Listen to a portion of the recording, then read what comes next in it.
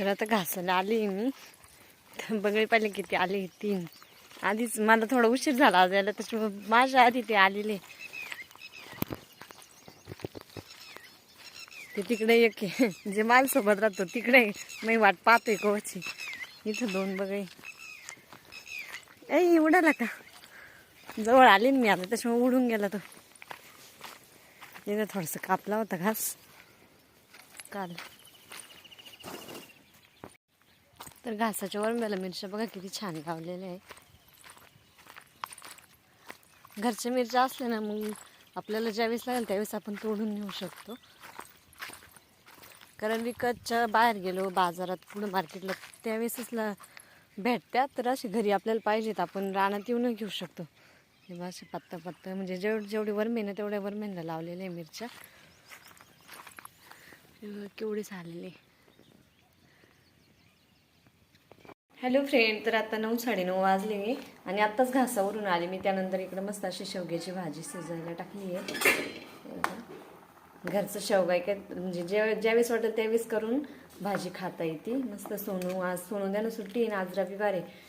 मग त्यांच्याकडून मस्त अशी तोडून घेतल्या शेवग्या शेंगा. एवढा मस्त अशा बारीक बारीक कट केलेल्या आहे आणि आता शिजायला पण टाकलेलं आहे. आणि शेवग्याच्या भाजीबरोबर सफेद भात पण भारी लागतो, म्हणजे काळ्या भाजीबरोबर. मग इकडे भात पण शिजायला टाकलाय थोडासा, सफेद भात. मस्त अशा गरमागरम चुलीवरती बाजरीच्या भाकरी बनवून आणल्या आहे. तर आमचं पिंपरी गावातील शॉर्ट व्हिडिओ आहे ही.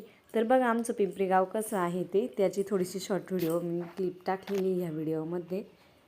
तर आंबेडकर महाराजांची कमान ही, त्यानंतर पिंपरी गावातील रस्ता, त्यानंतर चौक हे गावामधलं, आणि इथं सोसायटी आहे, त्यानंतर इथं ग्रामपंचायत कार्यालय आहे, मंदिर आहे, आणि त्यानंतर गावातील दुकान. ही पण पिंपरीची कमान आहे. हॅलो फ्रेंड, तर आता संध्याकाळचे आहे ना 7-7:30 वाजले. तर इकडे चालू आहे माझा स्वयंपाक. तर आहे ना आज आणून त्या म्हटल्या की मामी खिचडी भात बनवा, कारण की त्यांना खिचडी भात खूप आवडतो.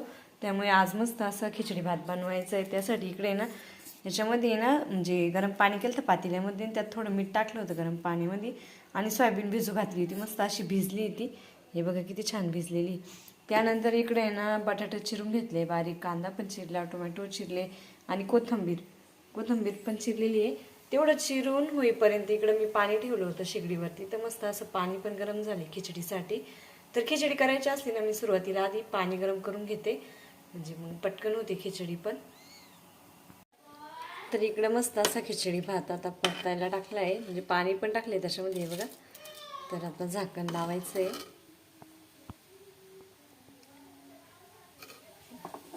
सगळं टाकून झालं आहे भातामध्ये, सोयाबीन, कांदा, टोमॅटो सगळं पण टाकलं, जेवढं पाहिजे तेवढं सगळं पण टाकलं आहे. आणि आता झाकण लावायचं आहे कुकरचं.